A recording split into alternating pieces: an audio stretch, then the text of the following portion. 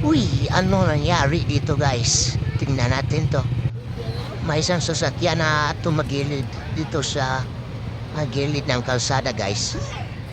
10-wheelers pala to guys. Ah, tumagilid siya kasi malambot yung gilid ng kalsada guys. Siguro liliko ito. Kaya po ito natumba guys. Kasi po malambot talaga ang gilid dito ng kalsada na to.